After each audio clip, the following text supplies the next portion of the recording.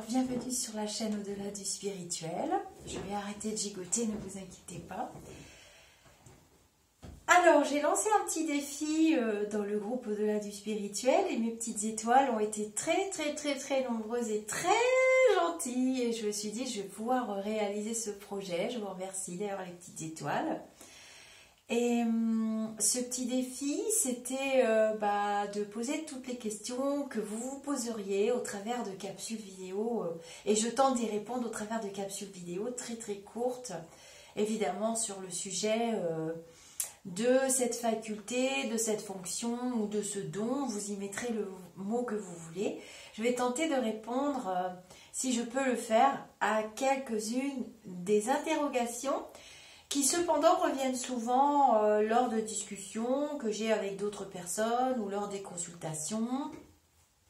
Voilà, je me suis dit, mais à ce moment-là, en partenariat avec mes petits lumineux, je vais faire un partage de connaissances, plus ou moins, avec vous. Et peut-être que ça peut aider aussi des personnes qui, sans prétention aucune, qui ont cette faculté, ou qui ne l'ont pas mais qui croient qu'ils l'ont. Enfin, avec tout ce qu'on entend aujourd'hui, et pire, je vois des formations carrément pour devenir chanteur d'opéra.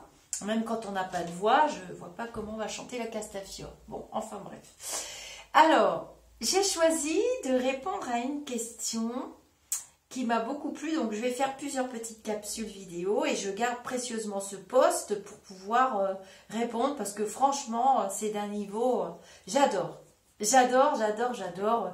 J'ai bien fait de lancer cette discussion. Et vous voyez que quand il y a un réel échange, c'est vraiment intéressant. Pas comme chacun parle de lui-même dans sa petite bulle. Alors, donc cette bulle s'appellera Magali, puisque c'est Magali qui a posé la question. J'avais expliqué que chaque petite bulle porterait le prénom de la personne. Bonsoir Magali, donc bonsoir Lisa. La question c'est bonsoir Lisa et merci pour cette jolie proposition. Petite question par rapport à la mort. Lorsqu'on a votre faculté, envisage-t-on sa mort ou celle de ses proches avec plus de sérénité? Bise de Bretagne. Alors Magali, oui. Je vais dire oui, carrément oui. Et d'ailleurs, ça va jouer des tours quand j'étais plus jeune, puisque ça ne m'empêche pas d'avoir du chagrin, évidemment. La séparation, de toute façon, la séparation, quelle qu'elle soit avec une personne, même dans nos incarnations, c'est toujours douloureux. Et quand j'aime une personne, par exemple, je l'aime pour toute la vie. Je ne sais pas haïr, je ne sais pas, j'ai essayé d'apprendre, je n'y arrive pas, je ne sais pas détester, je ne connais pas ces émotions-là et je ne suis pas venue les expérimenter. Mais oui, la mort est plus légère pour moi, c'est juste une séparation, un laps de temps. Après, tout dépend des circonstances de la mort.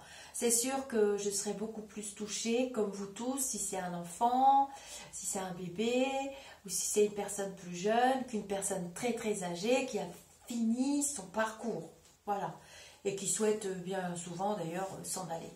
Donc l'approche n'est pas la même. Et puis de par ma faculté, je sais que c'est juste...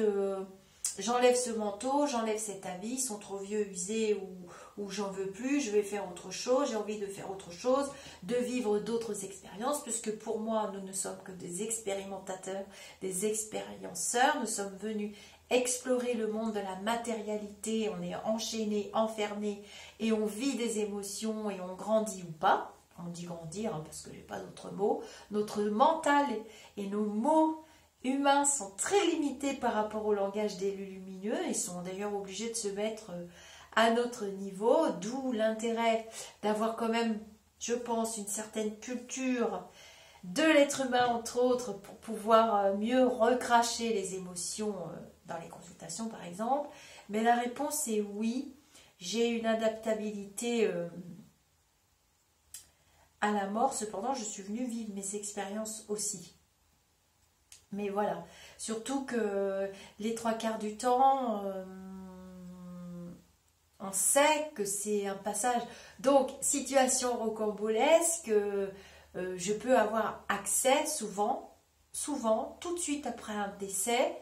Le défunt est là, c'est jusqu'à ses obsèques, même des fois un petit peu après. J'ai déjà expliqué le processus de la mort dans une de mes vidéos. Il y a les playlists dans la chaîne. À vous d'aller regarder les vidéos. J'ai déjà tout expliqué le plus facilement possible. En fait, mes petits lumineux et moi, on essaie, enfin surtout eux, on essaie vraiment de se mettre à la portée et au niveau de n'importe quel être humain qui se pose légitimement ce type de questions. Et donc ça m'a valu des grosses disputes et des situations rocambolesques quand le mort fait le pitre, quoi. Et qu'il est plutôt content, et voilà. Et ça m'a valu aussi des situations où c'est très difficile pour moi de pleurer lors d'un enterrement.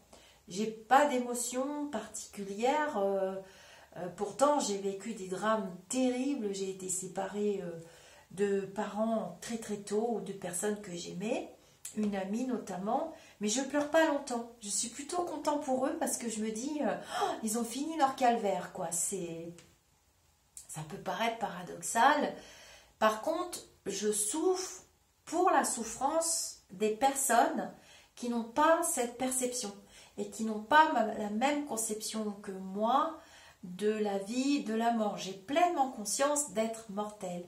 Et quand on en prend pleinement conscience d'être mortel et que ça va s'arrêter, hein, toutes ces souffrances vont s'arrêter, ça ne dure pas éternellement, alors que votre mental humain vous grossit tout, vous vous dites, oh mon Dieu, cette souffrance, oh mon Dieu, moi-même, hein, par moments, je suis comme vous, je plonge aussi, hein, je suis venue expérimenter aussi, et je dis tout de suite, ah ben non, j'ai mes petits lumineux, arrête Lisa, c'est bientôt terminé, ça va pas durer son temps.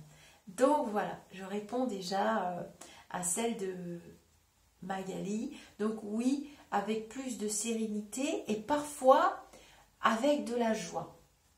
Après, quand c'est un enfant qui quitte ses parents, que la personne a connaissance de mes facultés,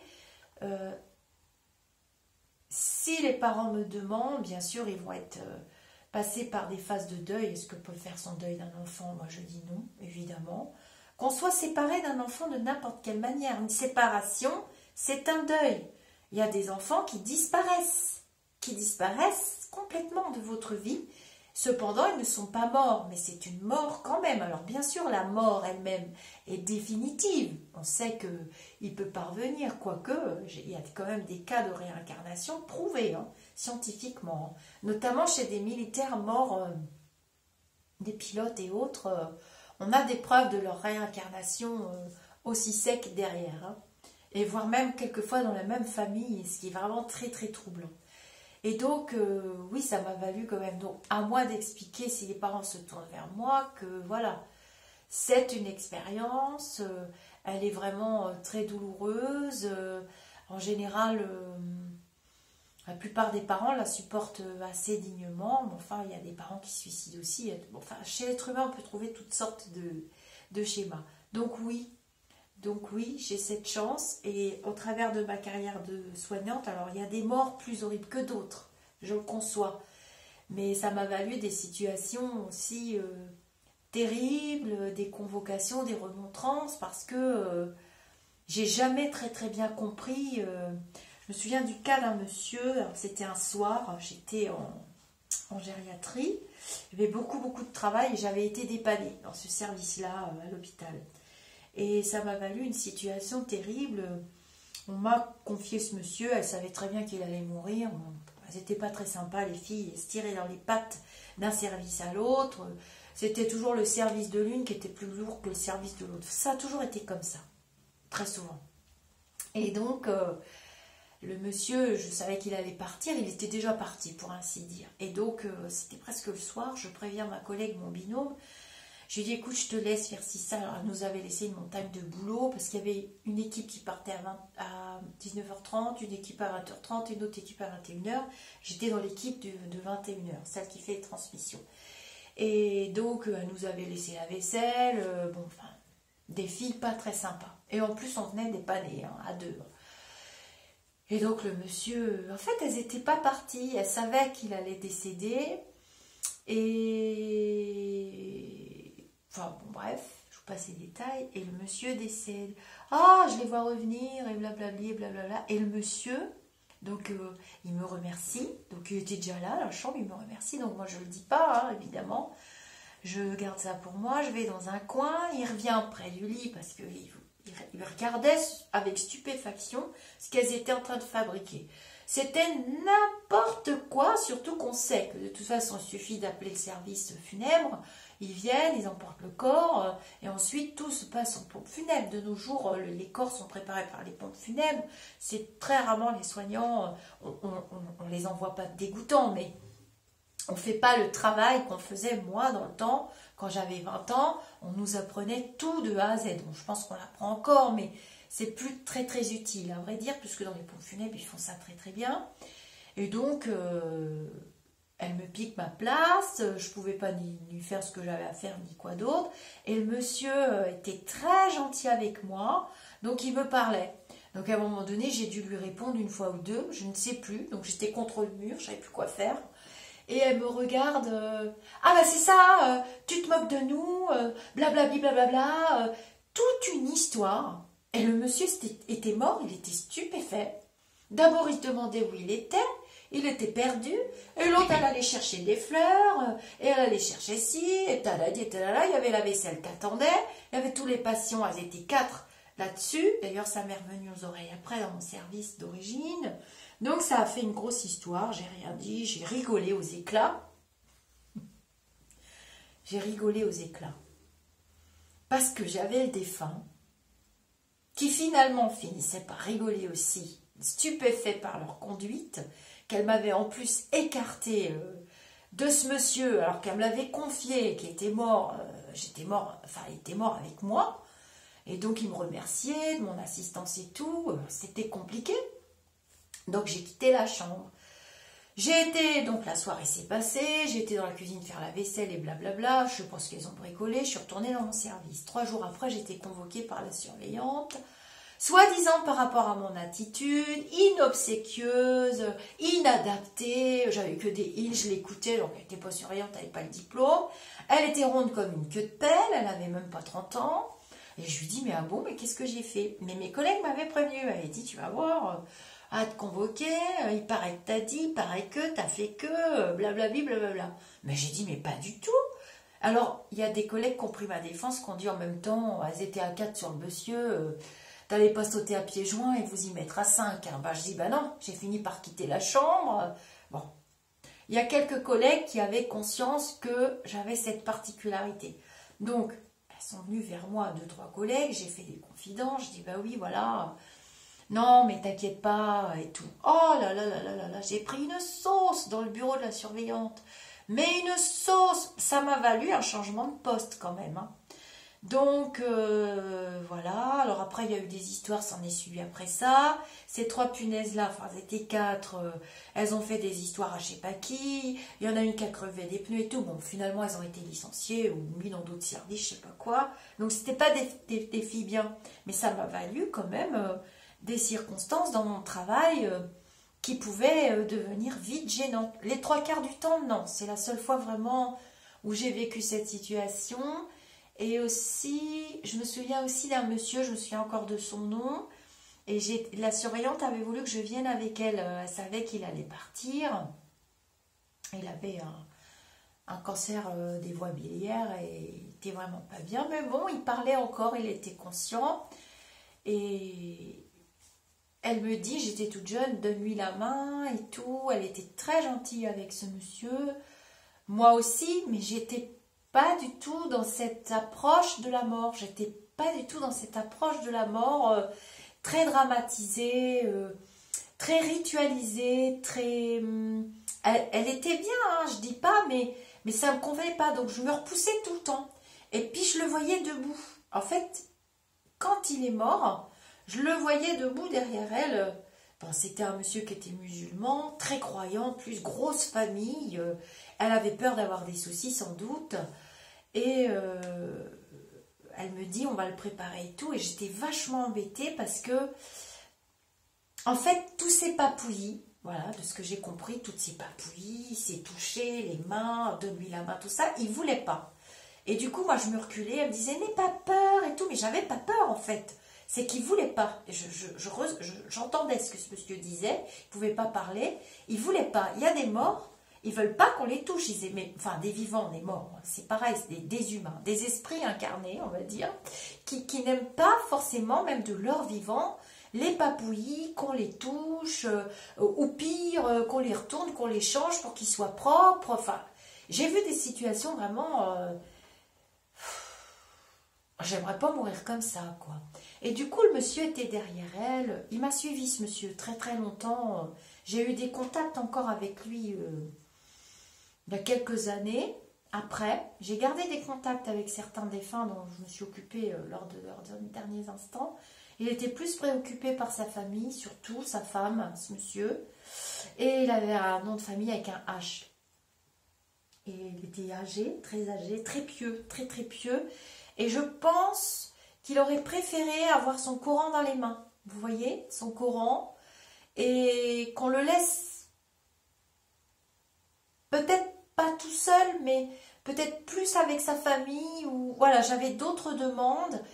Et c'est pour ça que quand j'ai des contacts défunts, des fois, quelquefois, souvent, surtout en ce moment avec le virus, ce qu'ils me disent, et je le dis aux familles, et souvent les familles me disent oui, oui, vous avez raison.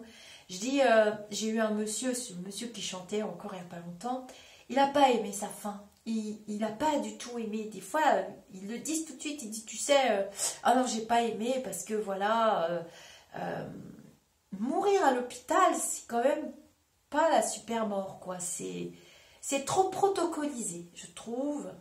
Moi, maintenant, c'est vrai que ces dernières années, la tendance s'inverse. Mais moi, je vous parle des années 85, 90, 2000. Et la tendance a commencé à s'assouplir après, parce que mourir dans la dignité, c'est quand même quelque chose d'important. Donc, oui, fatalement, j'ai une autre approche. Et oui, je suis beaucoup plus sereine. Et oui, je suis capable de comprendre ou d'entendre ce qu'une personne en train de mourir souhaiterait vraiment. Seulement, j'ai pas pu toujours l'appliquer. J'ai pas pu toujours... Bon, les défunts m'en ont rarement voulu, mais puis je me voyais mal à aller répéter ça aux familles. De toute façon, on n'a pas le droit. On n'a pas le droit. C'est vrai que si la surveillante ou le service décide de nanana, bah toi, voilà. Donc ça fait partie aussi de mon cheminement de vie, et je dis souvent que ce métier que j'ai exercé très très longtemps, il n'y a pas très longtemps que j'exerce plus, j'ai vraiment rendu mon tablier en...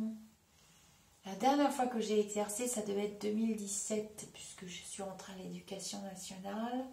2017, c'est la dernière fois que j'ai exercé. C'était printemps 2017, et j'ai arrêté parce que ça n'allait plus pour toutes les raisons que vous connaissez maintenant. Bon, sinon, je pense que je continuerai mes activités. Hein.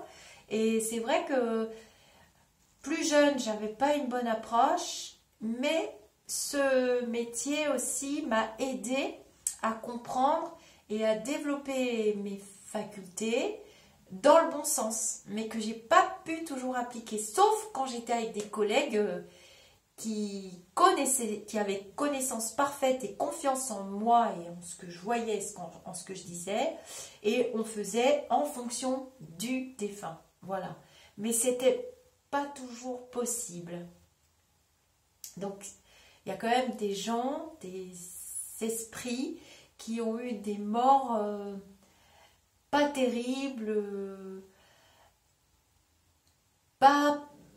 c'est pas accusateur, hein, c'est plutôt pas terrible dans le sens d'une déshumanisation, dans le sens où vivre à n'importe quel prix, parce que sinon il y a des procédures, bah, c'est ce qu'on est en train de vivre en ce moment, hein.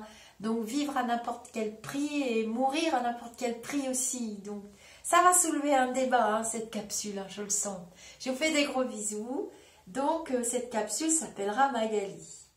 Voilà. Et c'est du coup, le sujet, c'était la sérénité par rapport à la mort quand on a cette faculté. C'est pas pour autant qu'on veut se suicider, hein. c'est pas plus facile pour nous ni pour quelqu'un d'autre. Et puis bon, je pense que quand on se suicide, c'est qu'on est vraiment au bout du bout du bout et qu'on renonce à vivre ce qu'on était venu explorer. Comme un astronaute qui dira à la dernière minute, je ne monte pas dans la capsule, finalement je ne veux pas aller dans l'espace. Pour vous donner une métaphore. Je vous fais des gros bisous, je vous dis namasté.